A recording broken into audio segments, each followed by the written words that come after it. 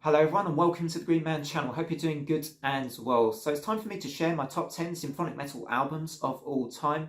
And I wouldn't exactly call myself a symphonic metal expert or connoisseur. I still feel like I'm on a journey of discovery with this subgenre because I never really used to be into symphonic metal. Certainly growing up as a teenager, I was never really into the symphonic stuff. But in more recent years, I would say the last 7, 8, 9 years, I've really gotten into this subgenre and I really love it now.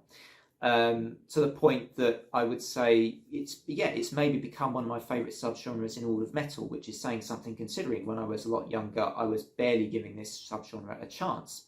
So in a way, I maybe would say, if you don't like symphonic metal or you're symphonic metal curious, maybe it's worth, giving it another chance, seeing what you think, because I do think, a lot of people just cast it to one side and put it into a category and they think, oh, all symphonic metal, it sounds the same. You have the setup with the female vocalist and everything. Don't make that mistake, because there's actually some really great albums out there that do have some authentic flavours and some different styles, including sometimes, it combines with other subgenres. You get symphonic power metal, symphonic black metal, symphonic death metal. So, maybe give it the symphonic elements a little bit more of a chance, even if you don't think you're going to be into it, because there is genuinely some really good symphonic metal out there. Anyway, I'm going to be doing what I usually do, so I'm counting down from 10 to 1 here. I will be trying to remember to name 3 favourite songs from each album. Forgive me if I forget. Sometimes I forget to name my 3 favourite tracks and then I end up having to add them in at the end or something. But I'll try to remember to do that as I go along this time. And yeah, so without any further ado, let's kick off with my top 10 favourite symphonic metal albums of all time. We start with number 10. And this is Beyond the Black and their sophomore album, Lost in Forever. I did quite a mixed review of their most recent release, Beyond the Black, and I wasn't quite as keen on that album, to be honest. But this second album from them, I think, is really, really good. It has a slight power metal flavour to it. It's very punchy. That might be slightly why I like it. A little bit folky as well, with some folky elements to it. But it's really beautifully produced, I think, and it sounds really good. This is the tour edition of the album, slightly different from the album cover in the top right-hand corner there. Jennifer Haben's performances are great on here. I really like her as a singer, generally anyway. But yeah, my 3 favourite tracks on here: Halo Into the Dark, Dies Irae, Shine and Shade. Just lots of really potent songs and very memorable songs as well. You'll be singing along to these after a few listens, I'm sure. Yeah. Dark Horse Disc from Beyond the Black, their second album from 2016. Number 9 is an odd choice, all right? I'll admit this. This is an odd choice. May get some criticism for choosing this because they're not a symphonic metal band at all. Metallica, with their live album S&M from 1999, I think, was the year. Or certainly, it's the album I've owned the longest that is symphonic metal. And I really like this. I think there's great arrangements with the orchestra. It's a really good performance of lots of Metallica songs. And I think, quite often, sometimes I don't think that the symphonic elements are needed in some of the songs, but sometimes I do think they enhance them. And it's a really enjoyable live performance for me. My favourite song here, probably The Outlaw Torn. I love the classical symphonic version of that song, which I think is brilliant. And I also really enjoy the 2 songs that I think were unique to this, like No Leaf Clover and Human. Some really great stuff on here. It's actually one of my all-time favourite symphonic metal albums for that reason. And it comes in at number 9. Number 8 is symphonic black metal, Dimmu Borgir with Enthroned Darkness Triumphant from 1997. A classic album from this band who, I think had a pretty authentic style for their time in the 90s with this album. I think this is probably my favourite from them too. It's just really quite intense.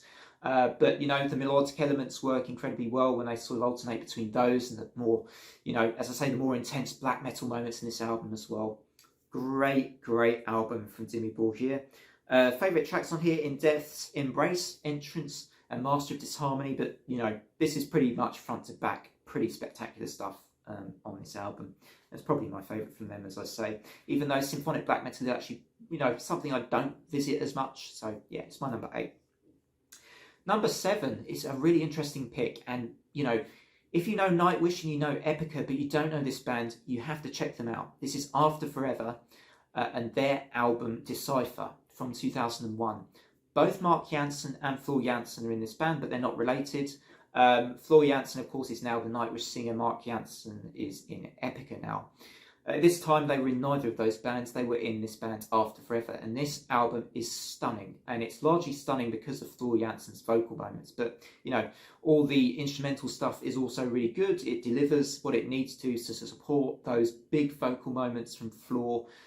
And honestly, you know, I know a lot of people focus in on the vocalists with these kind of bands, but this album, you listen to it, you see why. Floor Jansen is incredible on this album. She absolutely destroys everything in her path with those vocal moments. It's incredible. So that's my number 7. Did I say my 3 favourite tracks? Nope. Intrinsic, The Key, and Forlorn Hope.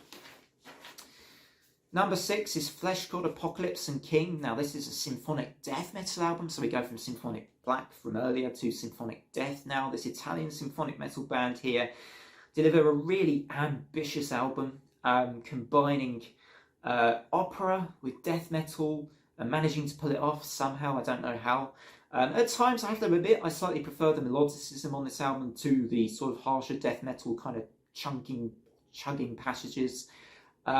But the opera moments are so stunning, and the melodic moments also are so overwhelmingly good that you can't help but feel affected by this album. For me, it's one of their best, their most memorable. Favourite tracks on here: In Eternum, Cold as Perfection, and A Million Deaths for me are my 3 favourites from this album by Flesh God Apocalypse. An essential one from 2016, it also did make my top 20 list, as I remember, or at least it should have made that list. If it didn't, that's a bit of a cardinal sin. Flesh God Apocalypse, King.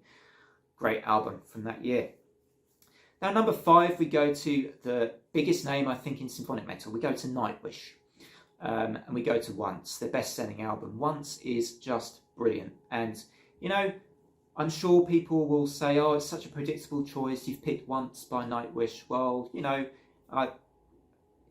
they're brilliant. And this album, I think there's a reason why it got so popular, because it's so damn good. It's so damn good. Taya, I think, has some of her best moments in her era of Nightwish on here. I think Thomas, his songwriting is excellent. Everything about this album is really, really good. It has songs like, my 3 favourites would be Wish I Had an Angel, Nemo, and Ghost Love Score.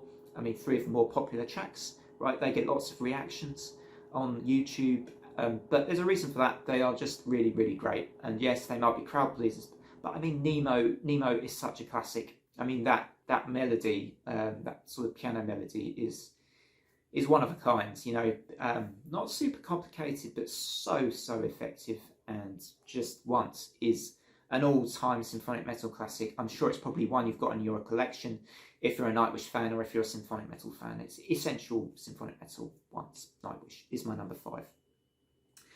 Now, number 4, we go to an absolute hidden treasure in symphonic metal by, you know, another Dutch symphonic metal band, Nemesis Mana, and their debut album from 2004.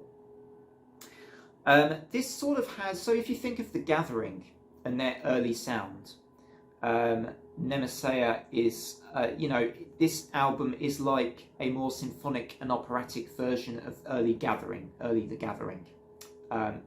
You know, both kind of Dutch bands, and you can certainly hear some similarities, I think, in the two, but the operatic vocals here from singer Amanda Orpheus, I'm not quite sure how you, or Orpheus, I'm not sure how you say her name, actually, apologies for that. But this is a really great album, and seriously, you know, it's pretty unknown, I don't think. So, you know, if you don't know this album and you like symphonic metal album, this is one of those on this list that I would say you must check this out. I'm going to say you must check this one out. Please don't miss this one. It's really, really good.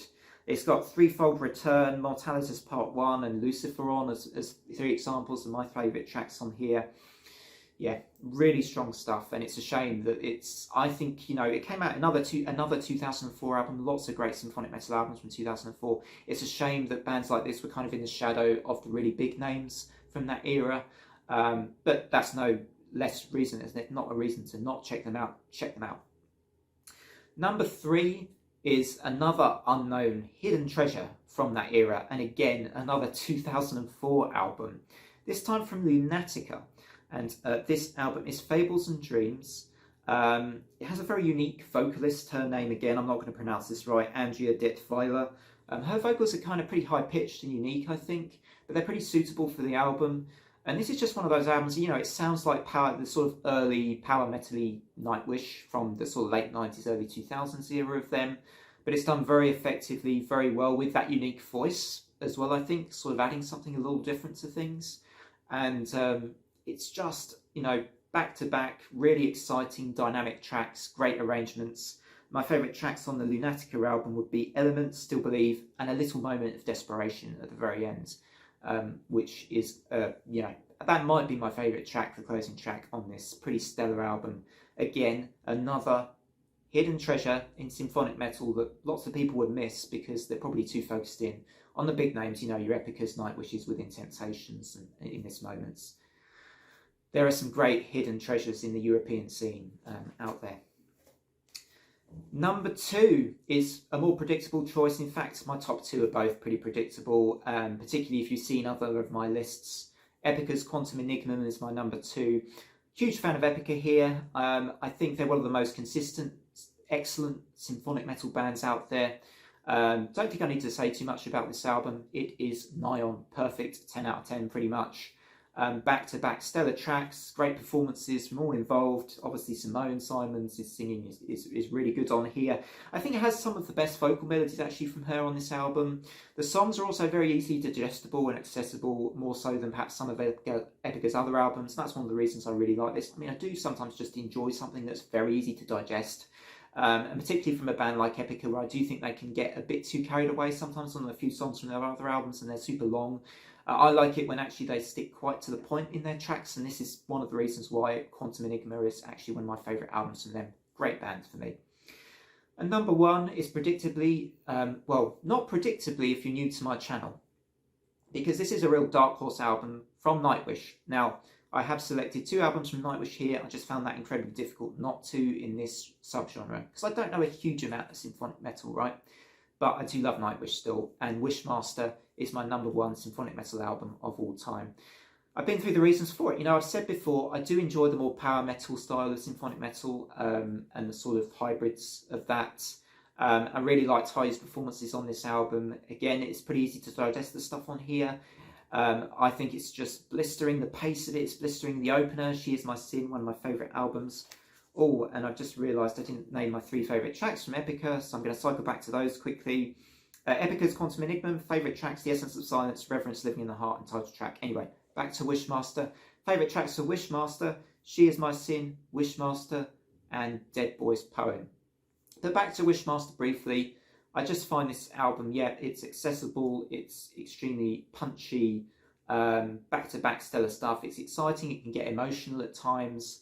You know, it's before Nightwish got huge, but still a really, really brilliant album. And that's it. That's my top 10 list. I hope you find something here you enjoy. As I say, you know, I know symphonic metal's not for everybody, but I think once you start to get a taste for it, then you start to go down the rabbit hole and you start to really get into it some more. So thanks as always, guys, for watching. You know, if you're new to the channel and you've enjoyed this list, drop a like and a sub. It really supports me and encourages me to do more content like this. So it's really appreciated if you can do that. But otherwise, from me, thanks as always, guys, and I look forward to the next video. Otherwise, until that time, bye for now.